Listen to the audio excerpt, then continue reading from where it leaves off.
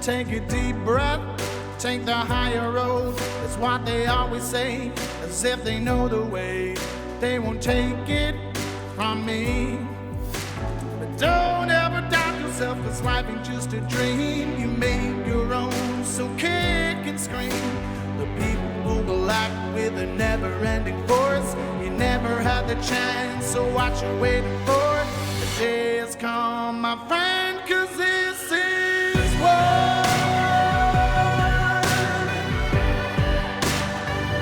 It's time and this is war.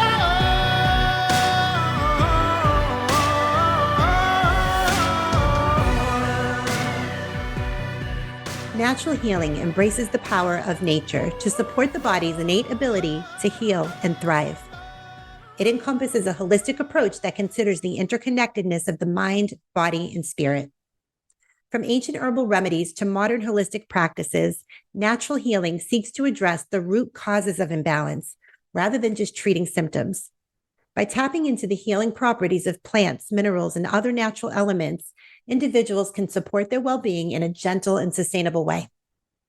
The concept of natural healing is deeply rooted in traditional medicine systems from around the world, such as Ayurveda, traditional Chinese medicine, and indigenous healing practices. These ancient systems recognize the importance of harmony within the body and with the natural world. By aligning oneself with the rhythms of nature and utilizing its gifts, individuals can experience profound healing and transformation.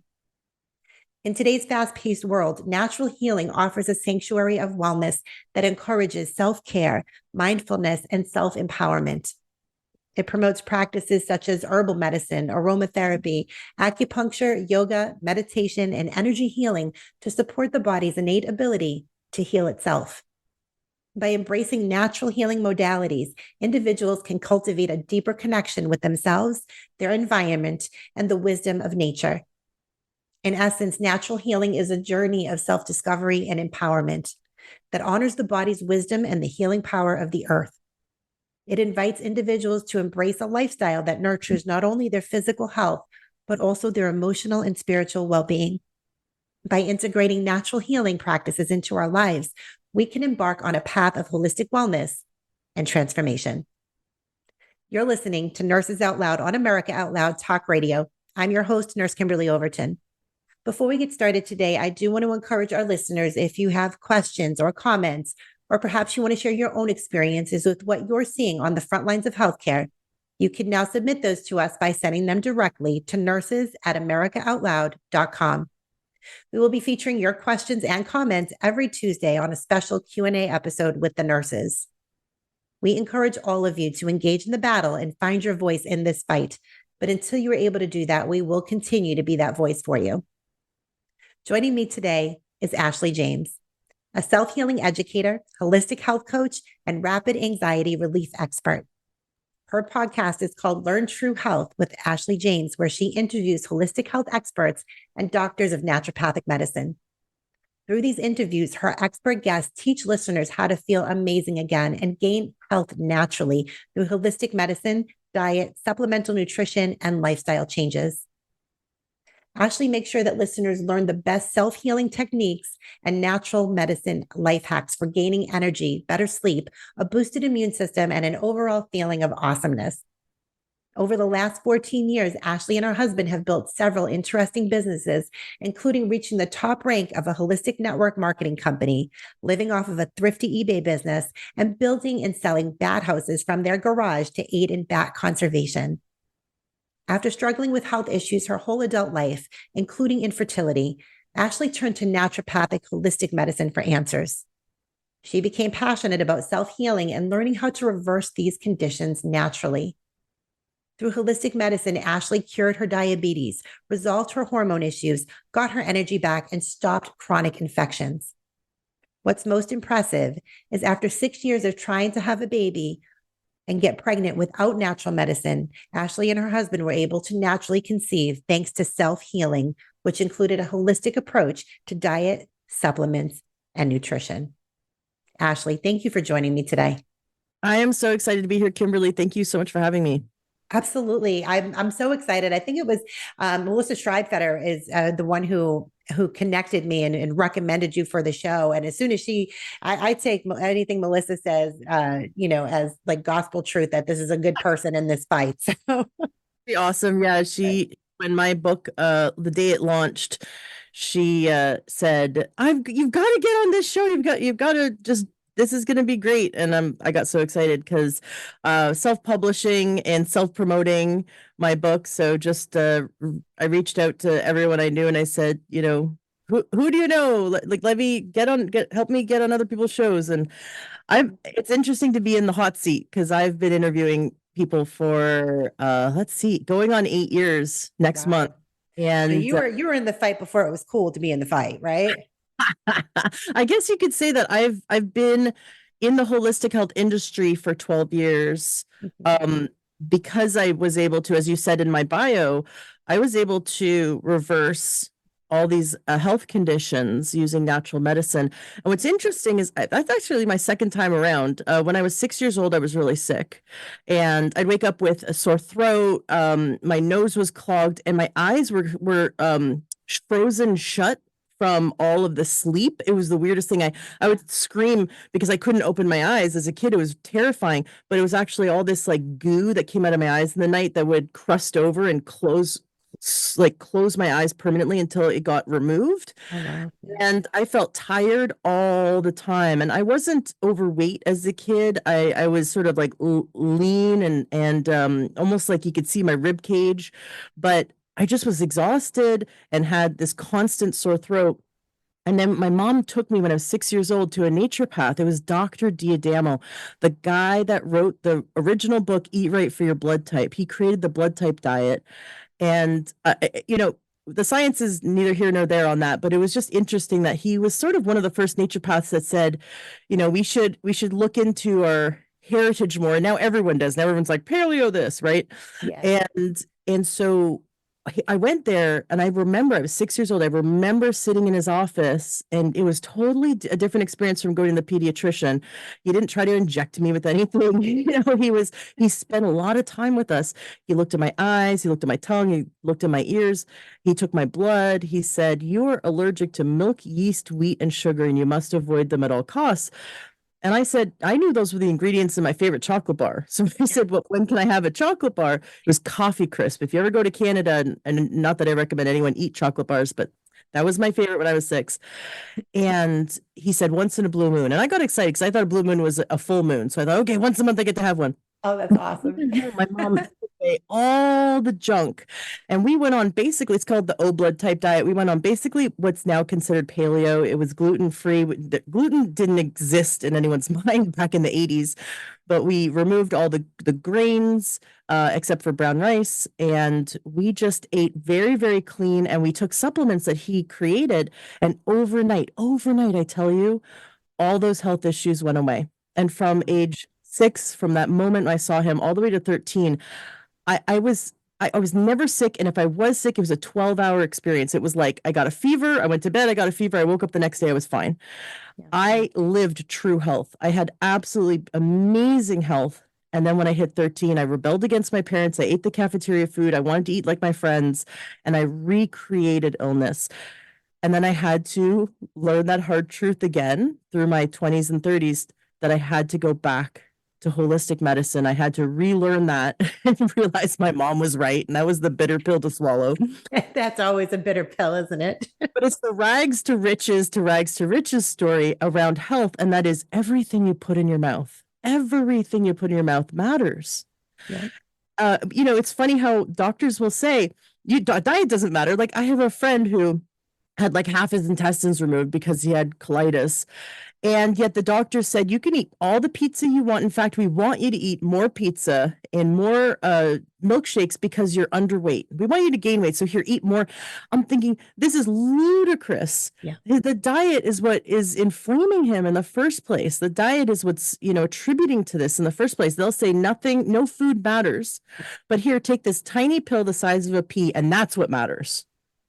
Right? It's just, it's reverse logic. right? And so when we really get that, what matters is everything you put into your mouth, and of course everything that's in between your ears, right? Your attitude, your thoughts, the thoughts you let yourself have, because we know that stress, it doesn't matter whether we're in mental stress, physical stress, spiritual stress. Stress is stress to the body. The body doesn't differentiate between that. And those who are under stress, and there's studies that have shown this, our DNA is actually affected by stress, that our cellular age increases. We age faster when we're under stress. And that stress can be nutrient deficiency. It can be going through the drive-through and eating fried food. It can be fighting with your spouse or thinking really negative thoughts and allowing negative thoughts to run your life.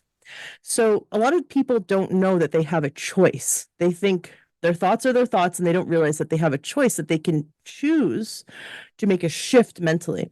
So I studied neurolinguistic programming, timeline therapy, hypnosis. I studied all these things in an effort for me to overcome my anxiety and overcome my issues and heal from the loss of both my parents. I've lost my mom at 22. She was the healthiest person I knew, but she actually gave in to doctors and was on a hormone supplement because her doctor said to her, if you don't take this, your bones are going to be brittle and you'll break a hip and die. And this MD feared my mom into taking a drug that was removed from the market for causing too much cancer the week my mom died. I remember being in the hospital with my mom, hearing that on the radio, and I was furious because my mom bought into the fear mongering that the MDs pushed on her. And MDs are, and this is where I know you'll appreciate this, but they're like the spokespeople for big pharma. Now, I appreciate allopathic medicine when I break my arm or God forbid, or in a car accident or need an emergency medicine. That's where they shine. Now, they're not amazing all the time, but like that's where they shine. But when it comes to chronic illness, their education is what fails them and thus fails us. And their education is by design. It is influenced by the pharmaceutical industry. The MDs have been taught that food doesn't matter. The MDs have not been taught how to help us create optimal health and how to help us heal our bodies and create true health. And that's why your listeners are listening to you, because they're sick and tired of being sick and tired. They're sick and tired of being lied to, the side effects, being affected by MD based pharmaceutical medicine that is toxic, that is harmful to the body. And we must take the reins in our own health. That's why I ended up writing my book, because there's so much diet confusion. There's so much we don't know what to do. And maybe we do know what to do, but we don't know how to implement it.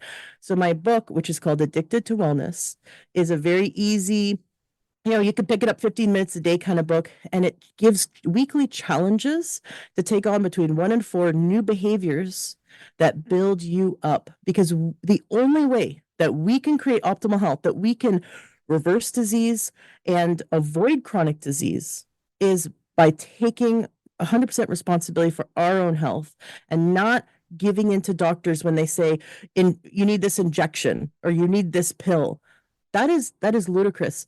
I appreciate allopathic medicine for when all else fails, but it is not my first go-to when I have any health issue, because 9 times out of 10, we can reverse it ourselves by supporting our body's ability to heal itself.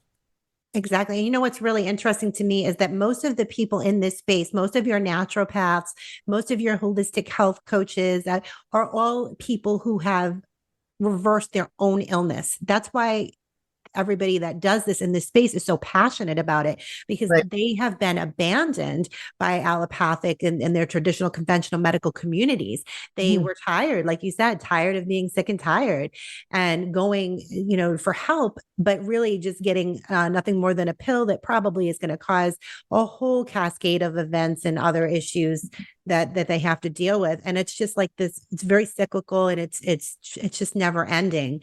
So I think that most of these people in this space that have found themselves in as natural healers, it is because they were inspired on their own healing journey and that they've had to reverse their own chronic conditions. I find that over and over again. Melissa Schreibfeder, like I mentioned earlier in the show, is another example of that. She had to reverse her own chronic Lyme disease. Right. Oh my goodness. I have a friend who's fighting Lyme right now. And I'm very thankful that she's like leaning on me. And actually, a lot of my friends are like, "I'm sorry, I don't mean to bother you. I don't want to like take advantage of you. And I know this is what you do for a living." And I won't let my friends pay me. I'm like, I do. Hard, isn't it hard? It's so hard. And because you just want to help people, right? But at the same time, I think we have to set boundaries. I It's very and difficult.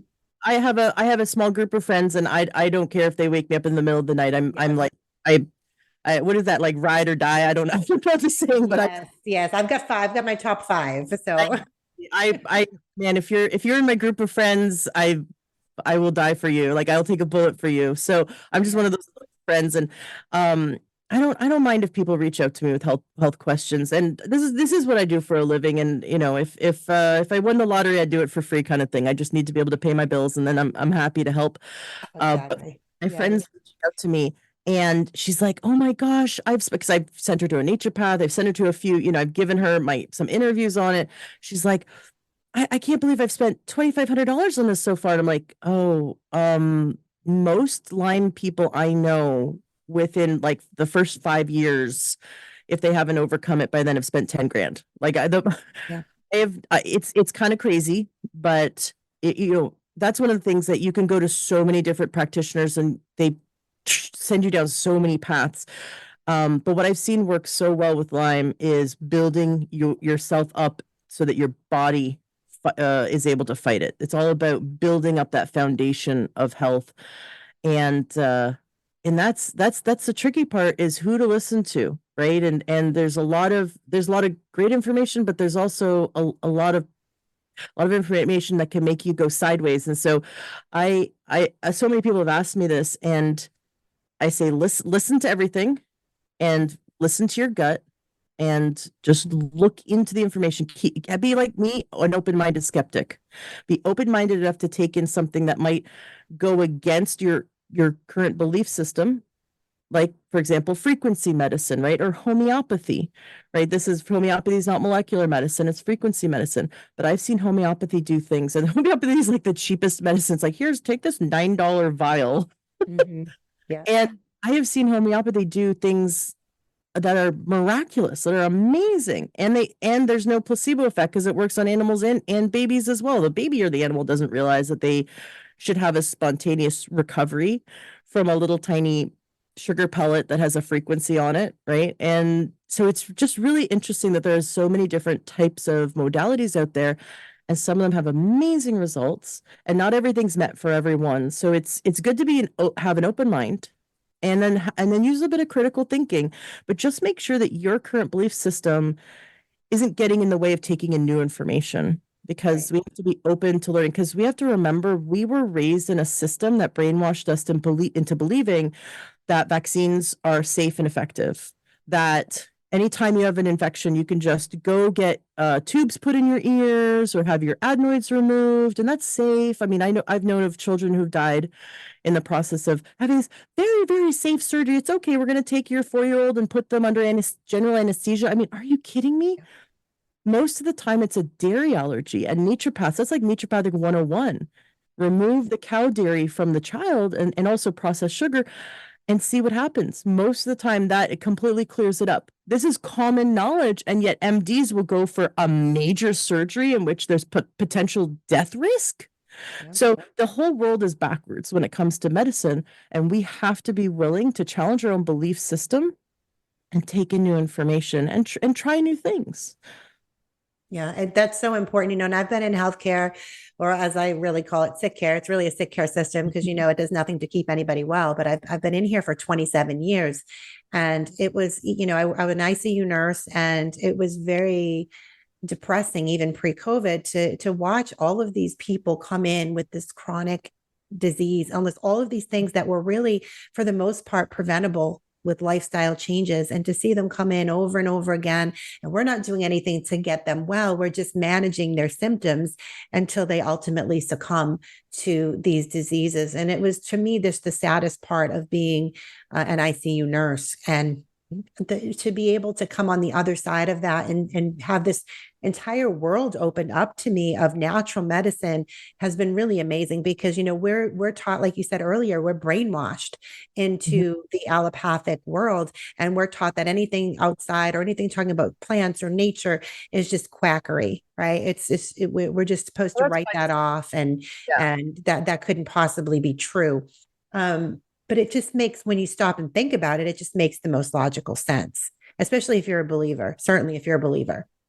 So I interviewed this one woman who she graduated from Harvard, top of her class as a medical doctor, and did amazing post degree work and extra training and stuff like that. And so she was, you know, very much bought into the system, right? And then and then her health failed, although she did all the quote unquote right things that MDs are taught to do. And she went around to many of her colleagues who also were genius doctors, and it was just like, oh, the tests are inconclusive, and we don't really have a drug for you. So they're looking at your symptoms to see if they have a drug.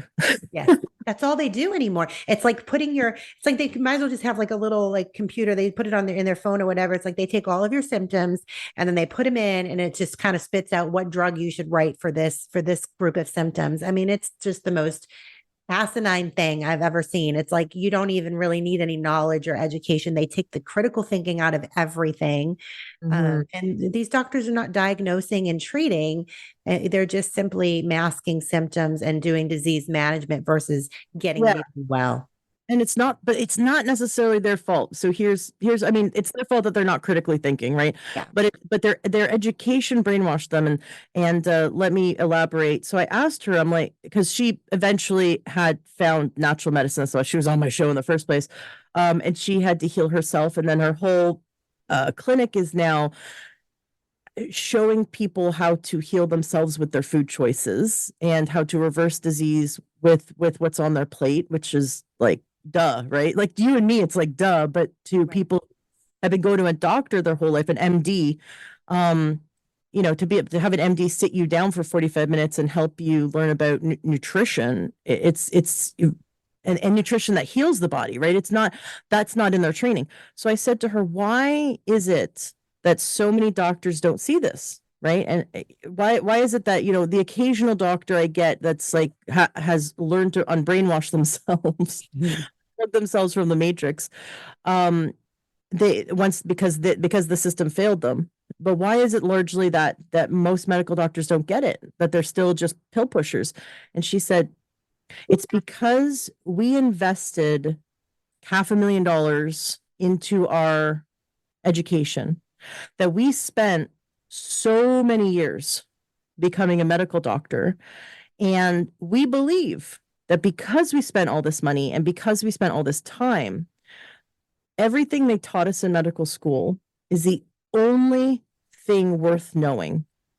And that if they didn't teach it to us, it doesn't matter. And that's the general attitude that all the professors have, and all the doctors that are above them have, is that if we don't teach it to you, then it's not important. And they're given something like less than 25 hours of nutritional training in their 8 years of education. It's really ridiculous. But in the root of it, we know that the medical establishment, the medical schools and universities were influenced by, and still are influenced by, the pharmaceutical industry. Yes. That back when the Flexner report happened, I think it was like 115 years ago, and that every single school was, excuse me, every single school had donated money from the pharmaceutical industry to have a person on their board and to make sure they stop teaching holistic medicine. Because back 100 years ago, homeopathy, there were homeopathic hospitals. Yeah. They had better outcomes when there was outbreaks than the traditional hospitals. So it's a little wild to see that we've really had the wool pulled over our eyes. But if we look at the propaganda machine, for example, midwifery, You have better outcomes with a midwife at home than you do in hospitals in terms of you're not exposed to MRSA, you're not exposed to all these things. And then when you enter a hospital giving birth, you have a higher rate of having C-section and having anytime they start intervening, like we're going to give you this drug, or we're going to give you a spinal infusion or spinal tap, whatever it's called.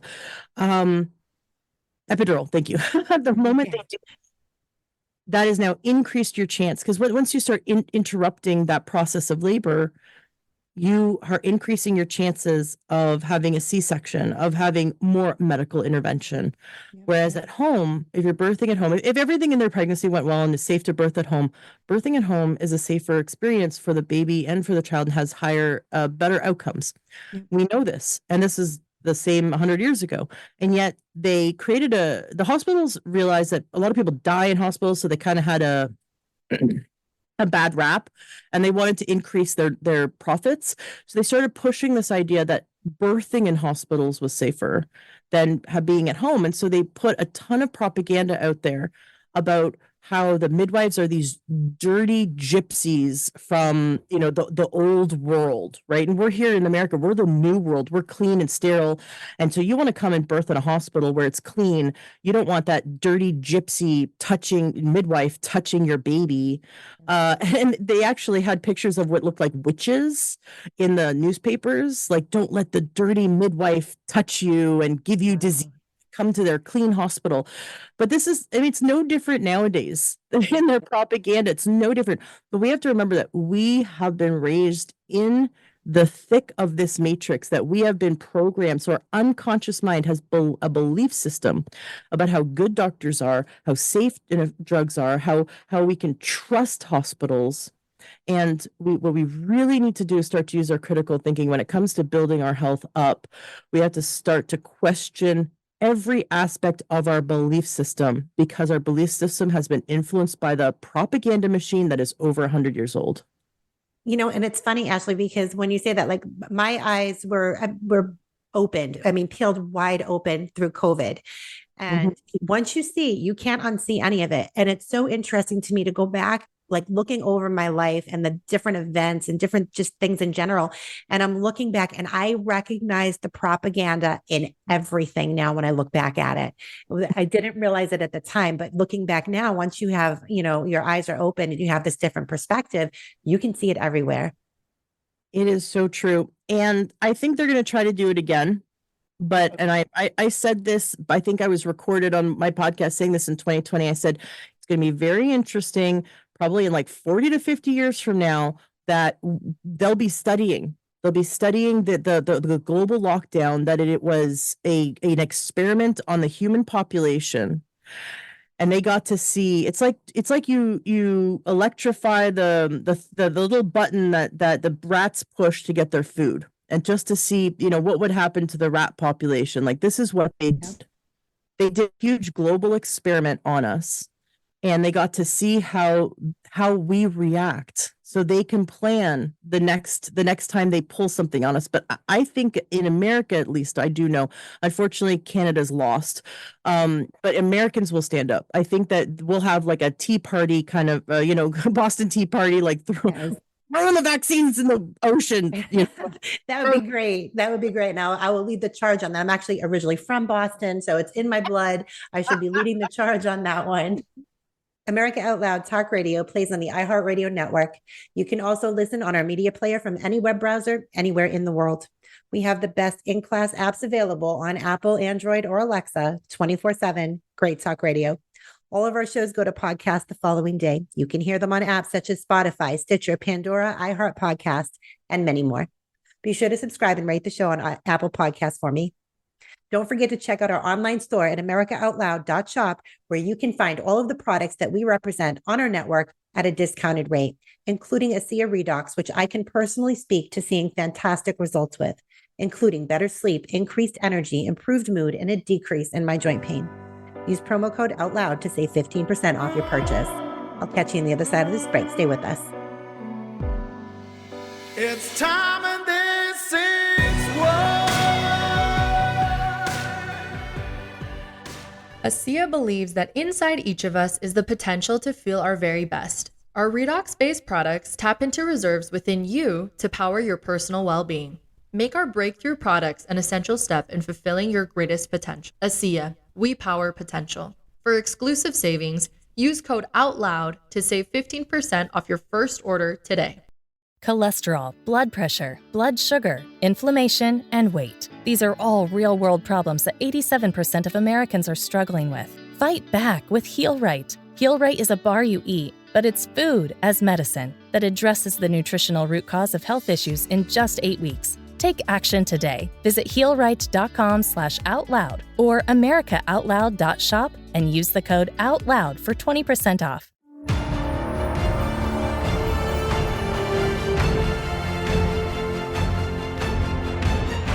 Well, the year 2024 must be the year of the Patriot, and AmericaOutloud.news will equip you with all the information you need to give new meaning to the words Patriot Act. For our actions always ultimately define our words. Now is our time, my fellow Americans. America Out Loud Talk Radio. Liberty and justice for all.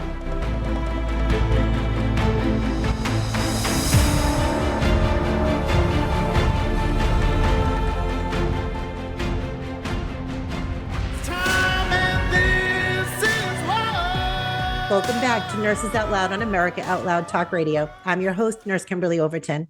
Wherever you're listening from today and whatever you're doing, I thank you for giving me the gift of your time. Be sure to make AmericaOutloud.news your daily stop for all the latest news and happenings. We all must do our part and share the stories, the articles, the podcasts, and videos so we can help secure America's future. If you're just joining us, I've been talking with holistic health coach and host of Learn True Health podcast, Ashley James. Let's jump right back in. Ashley, thanks again for being here. Oh, this is so much fun. I always love talking about this stuff. You know, I suffered for so many years. I would cry myself to sleep. I would burst into tears on a regular basis because I felt like I was a prisoner trapped in my body. I was hungry all the time. I remember we went on a day trip. My husband and I, when we lived in Las Vegas, we went on this beautiful day trip where we kind of just drove around the mountain and went to Prump and then came back around, and halfway, and there's nothing out there. It's the desert. And we're 45 minutes into the trip. There's nothing around. And I just start crying because I was so hungry. What I didn't know was that my body was so depleted in minerals that I was experiencing pica or cribbing. You know, the pregnant ladies that will run out in the dirt and start eating the dirt in the middle of the toilet paper. They'll eat anything. That was me. My body was so depleted in minerals that I felt like I was being digested from the inside. The hunger was so intense and so painful. And I felt out of control. My blood sugar was out of control. My hunger was out of control. I was exhausted all the time. I had chronic infections. It was ridiculous. I was diagnosed after some tests by a functional doctor with chronic adrenal fatigue so bad. She said, I haven't seen cortisol levels this low in a long time. She said the only other time I saw cortisol levels this low, and it was the spit test that you do throughout the day so she could see where my cortisol was throughout the day. She goes, after she had participated in the Olympics twice, and she said the only time I've seen cortisol this low was when right after the Olympics. And then her cortisol bounced back. That was my regular cortisol all the time. She said, your highest cortisol is for normal people when they're sleeping. Like, I was a walking zombie and I felt so sick all the time. And I was in my 20s. In your 20s, you're supposed to be like, I don't know, clubbing with your girlfriends, like having a ball. And I felt like I was ready to die. And so I know the listener who is suffering, who is sick, who is tired of being sick, who's tired of the side effects, who's tired of the medication, who's tired of being told by their doctor that they have this because it's genetic. They have this because they're a woman, or because they're a man, or because they're old, or because they're black, or because they're white, whatever. The amount of excuses that come out of the MD's mouth, they should really be held accountable. But they're hubris. They do not like to not have the answers. So they like to blame it on, it's your genetics, right? And that's complete BS, because the second I changed my diet and my lifestyle. I'll tell you one thing. It was 2008. And my husband and I had just watched a health documentary in which the original CEO, the founder of Whole Foods, said, shop the perimeter of the grocery store and choose organic. And we decided to do that, do a little health experiment. So we shopped the perimeter of the grocery store. So we automatically cut out processed food and grains, most processed food. We still ate dairy at the time. We still ate meat at the time, and we ate fruit and vegetables. That's, the perimeter of the grocery store. That's where the fruit, the vegetables, the meat, and the dairy and the eggs exist. And we chose only organic. And in 1 month, first month, my chronic infections went away. I was on constant antibiotics. I had it was ridiculous. And they went away in 1 month, making one change to our diet. And I thought to myself, I still felt like crap, but I just wasn't, now I was on antibiotics and I didn't have chronic infections. I thought, what else? What else, by taking on one other challenge or one other change, what else can we change? And I ended up finding a naturopath that created a line of supplements himself because he couldn't find any other quality out there. And it was a liquid mineral. And I didn't even know this was what my body needed. But when I drank that, the first day I drank that, my husband turned to me at about 2 p.m. and said, you haven't eaten today. And I started crying because that was the first time in my memory, in my adult life, that I had skipped breakfast and lunch and I wasn't hungry. And that was the minerals. And so I was like, they're here. One more health change, one more change, major improvement. Within 5 days of changing my diet that time, and from the naturopath that he had me avoid certain foods like gluten, grains, oil in the diet, fried foods. He has a list of 12 foods to avoid. And it doesn't matter whether you're vegan or vegetarian or paleo or whatever whatever you choose to do, it's 12 things in your diet he wants you to avoid, and he wants you to eat organic. So I removed those 12 things. I started taking the minerals and really high quality vitamins, which I'd already been taking vitamins, but they were from Trader Joe's or something. I didn't notice a difference. I also didn't realize at the time that I can't methylate. I have MTHFR. So that makes another difference. But within 5 days of making that change, I started waking up early in the morning full of energy. That's how quickly my chronic adrenal fatigue shifted when my body was given the nutrients it needed. And big light bulbs were popping off in my brain because I'm thinking, man, you go to a doctor and they say this takes years, or you might have this your whole life. I went to a functional doctor and she put me on drugs that were, bioidentical or whatever from a compounding pharmacy, but still none of that was getting to the root cause, that my body was completely deplete and that I needed to make major changes to my diet. But I had to do so one at a time so that I learned, so that I got, whoa, aha, this made a difference. And sometimes these changes you need to implement longer than others. Some people say, well, I tried that gluten-free thing and I didn't feel good. Well, a lot of times people will just switch over to eating a bunch of processed crap that has a gluten-free tag on it. You have to be really careful what we put in our mouths, because every single choice matters. And greenwashing is a thing, and it's a serious issue. I actually did an episode on greenwashing with Melissa Schreibfetter several months ago, and I feel I still fall victim to that sometimes. Yep. I'll be like, okay, this is a better choice. It's on the perimeter of the grocery store. I grab this vegetable smoothie. And I'm like, oh, it tastes good. Well, there should have been my first clue. It tasted good, right? If it tastes good, it's because it's full of sugar. Yeah. So I turn around and I finally look at the label, because everything about it says like no sugar added, and it's no sugar added, healthy this, nutritious that. And I'm like, okay, I grabbed it. I said, well, we'll try this. I tasted it. Tastes great. I'm like, okay, that's a problem. It tastes too good. And I turn it around and it had like 56 carbs and 46 grams of sugar. What was it from though? Did it say like maltodextrin or fructose? Like, what was it from? I don't know. I didn't even look that deeply into it. I like threw the bottle. I was so mad. It was just like, oh my God, I'll get back to you. I have another bottle of it here, and I'm not drinking it, by the way. Well, I'm curious to know. So I'm not afraid of carbs. Here's the thing. Broccoli has carbs. Apple has carbs. Banana has carbs. Like, carbs aren't, and we vilify macronutrients, which is, there's a whole section in my book about macronutrients and this whole vilification. we have to look at processed food versus whole food. So if you eat 300 carbs a day, I'm fine as long as it comes from a whole food source. If you're like, I've got carrots and potatoes and broccoli and green beans, and I've got some pinto beans, and I made my own pico de gallo salsa. And if you ate all that and it added up to 300 carbohydrate, grams of carbs a day, you're going to feel amazing. If you eat 300 grams of carbs at McDonald's, you're going to feel like death warmed over the next day. You're going to feel like you got hit by a Mack truck the next day. But if you eat 300 carbs from whole food sources, you will feel amazing.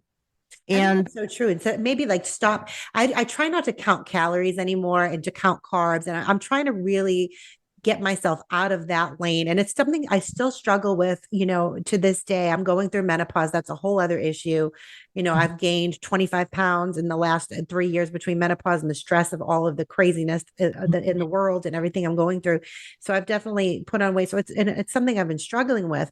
But I'm trying not to count calories, and I'm trying to just eat, like you said, good, wholesome foods and seeing if that doesn't make the difference for me.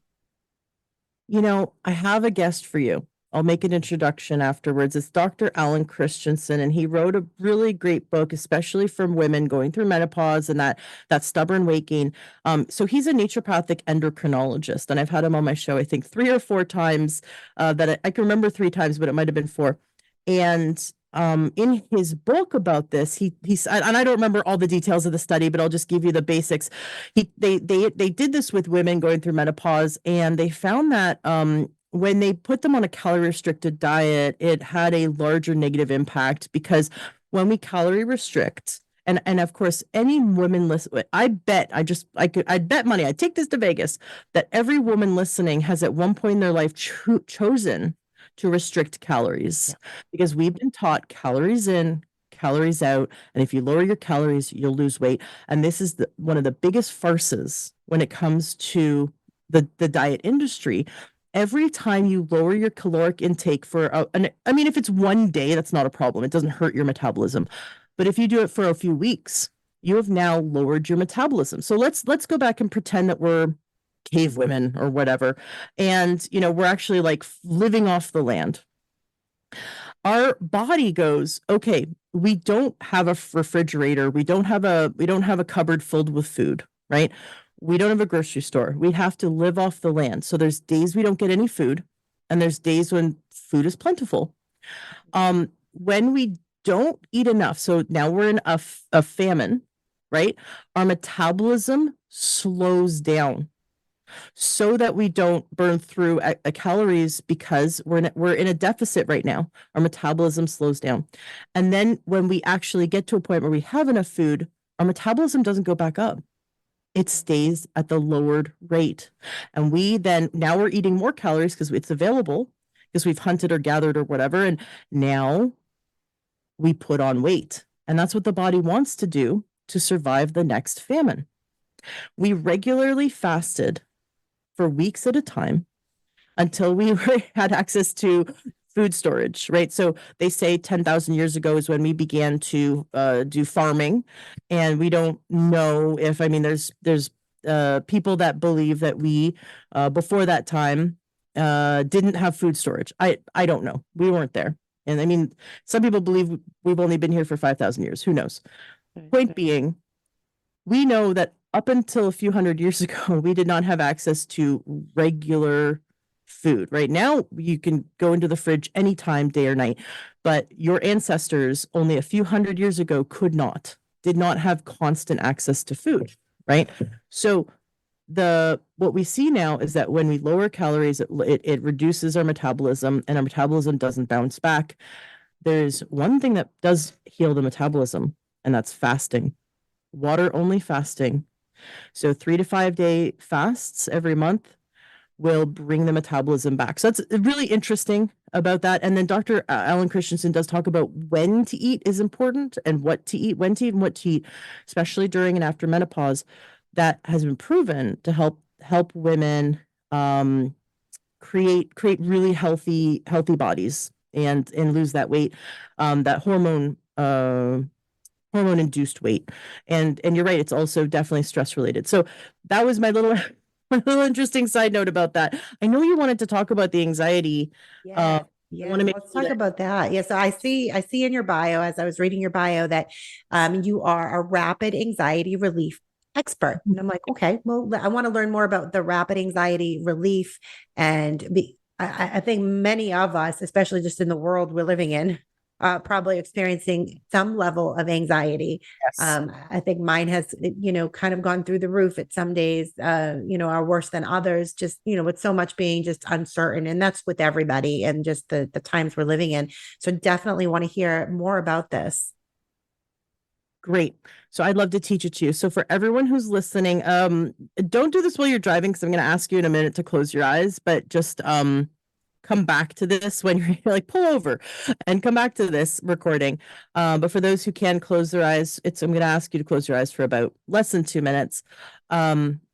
So Kimberly, would you like to be the guinea pig? Do you have anything right now that when you think about something specific in the future, that when you think about it now, you feel anxiety in the now? Oh, absolutely. Yes. Okay. So you have a specific event. You don't have to tell us what it is, but if you want to, you can. Um, well, I think it's really not, I wouldn't say an event, but just, the future and the sustainability of what we're building with Remnant Healthcare. Okay.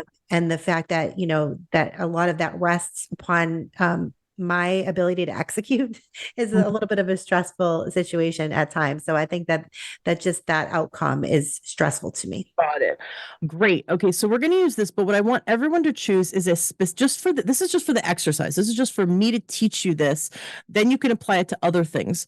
But I want you to pick a specific event. So for everyone listening, it's like do you have anxiety around your taxes or around seeing the dentist or like a specific date? Like if they can think about something in the future that has a specific date associated with it. So, Kimberly, when you think about your business and what you're building, is there like a specific event or a date, or can you pick a date in which we've got an event coming up. So I always stress out about my events that are coming up, that they're not going to be great. So we've got one coming up March 17th.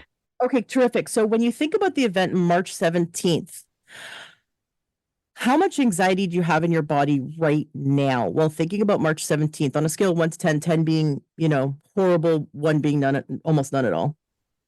Probably about a 6. Okay, great. So what I want you to do, and everyone, I'd like everyone to follow along. So pick your date and then ask yourself, how much anxiety do I have right now in my body when thinking about this event? And give it a 1 to 10. And so Kimberly, what I'd like you to do is I'd like you to close your eyes and everyone can follow along. I'd like you to imagine that your entire life is like a line. There's the futures in one direction, past is in the other. Sometimes for people, futures going forward, past is back. And for others, it's like a line out in front of them where the past is to the left and the future's to the right. However you do it, your whole timeline exists in this infinite line. And I want you to float above it. And I want you to go all the way to your event, March 17th. I'd like you to see and float to 15 minutes after the successful completion of the event and be the fly on the wall, observing yourself 15 minutes after the successful completion. Now, where's your anxiety? Is it there? Is it gone? Gone. At 0? Yeah, 0. Okay, good. Now you can float back to now. There are some people, though, that it didn't go to 0. So I want you to stay there. So Kimberly, you can open your eyes because you're done. And everyone who went to 0, they can come back to now. For those who still have anxiety, I want you to ask yourself, did you imagine? Now this is made up, right? Imagining your future is make-believe, right? Just like imagining a bad outcome is make-believe, imagining a good outcome is make-believe. They're both make-believe.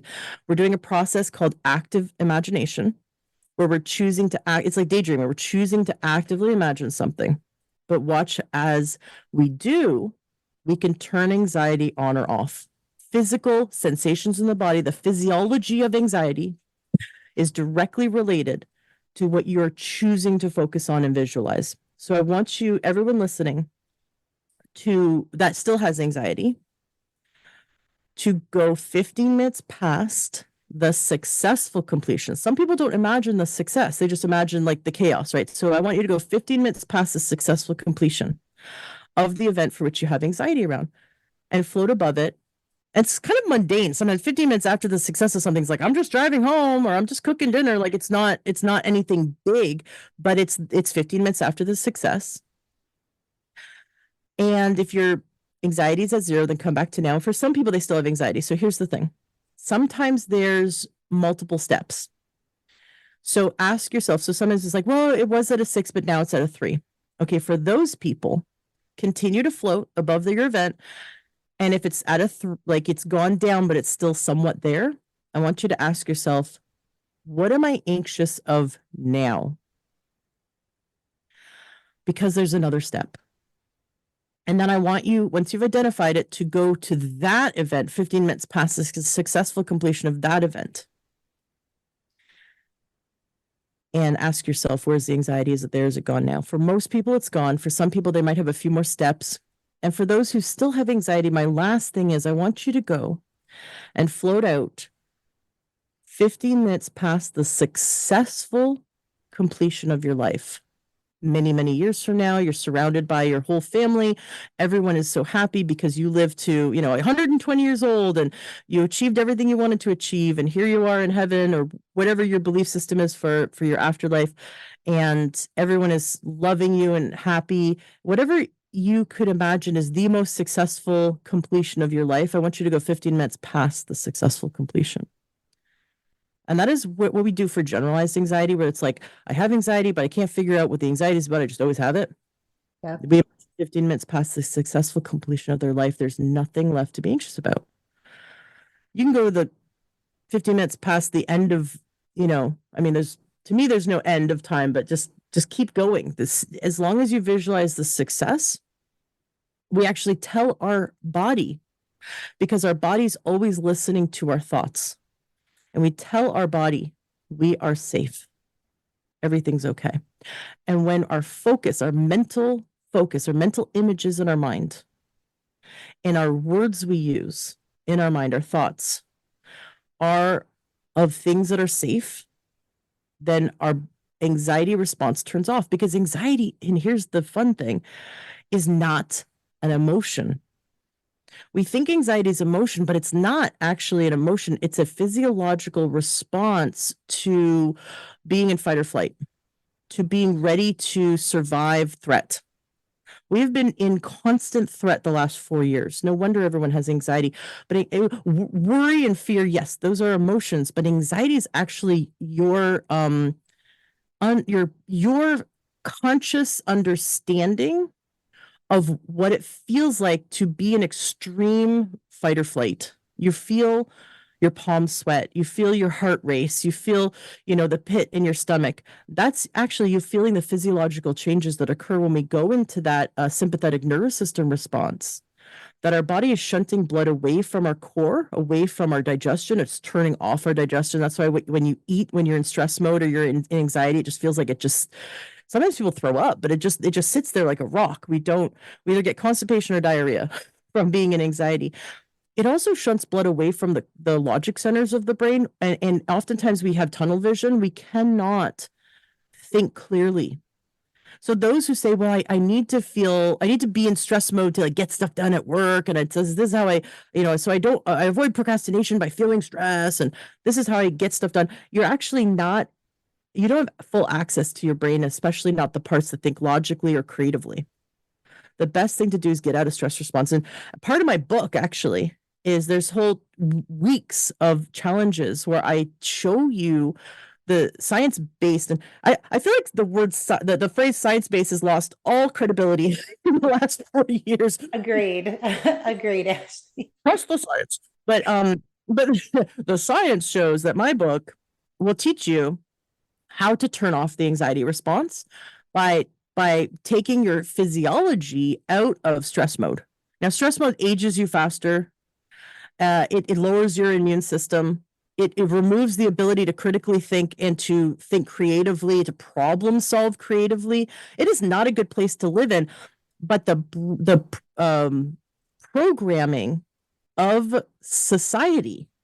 So the very intentional programming has taught us to stay in fight or flight mode and give in to the urges that are associated with that. So like, oh, your boyfriend broke up with you? Here, eat some ice cream and sob while watching TV, or eat some raw cookie dough. Like, it is a part of every aspect of our lives that the mainstream media, the Hollywood, has programmed us to be socially acceptable to drink if you're sad, drink alcohol if you're happy, drink alcohol if you're sad.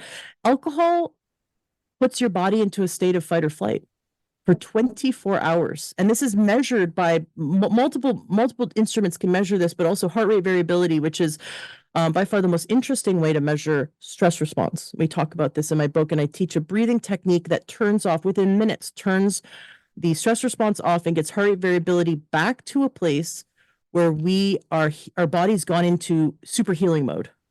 So we want to every day do these little exercises that I teach in my book that turn off the stress response, and by doing so, help to turn off anxiety, because anxiety is your experience of your stress response. Now, stress is not an emotion. Also, a lot of people say, well, I don't feel stress. I have a client who said that once to me, and I about fell out of my chair because I realized the problem, because I was trying to help her lower her stress levels, but she was in denial about ever being in stress. Her mom had cancer. She had a 6-year-old. She was a busy manager. She'd work all day, take care of her mom, then come home, cook and clean for her husband and daughter. I'm like, yeah, you have stress. Stress. You have stress. And her health was kind of spinning out of control because she had stress, but we're expecting stress to be an emotion that we feel, like happy or sad. You don't feel stress until your body is shutting down from it.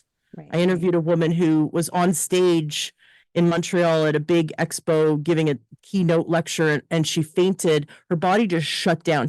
That's when she realized she had pushed herself to the brink, and her body was like, well, we don't have any more to give. Just falls to the floor like a puppet that lost its strings. And she had to rebuild her health up and her sanity up.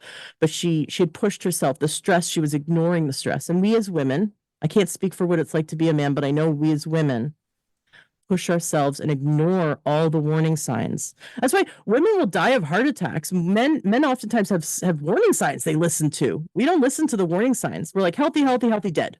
Because exactly. I love that. And there's a healthy day, because we just keep going and going and going. Oh my God. I will say now the book is Addicted to Wellness. We're going to link to that in our show notes. So we'll have a link to purchase the book. We'll see about getting this book up in the amazing America Out Loud bookstore. Would love to add you as an author there. So I'll work on getting that done.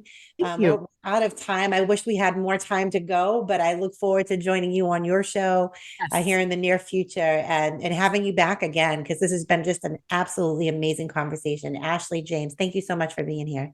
Thank you, Kimberly. This was great. Absolutely. And that's all the time that we have for today, friends. But remember, we are here on the air 5 days a week, Monday through Friday at 10 a.m. Eastern. You can also catch the encore at 11 p.m. Eastern Standard Time. Please be sure to tune in and listen to myself and my amazing sister nurses. As we walk you through all of these hot topics, we will empower you with information and education. We will advocate and we will stand in the gap for you, because we are nurses and this is what we do.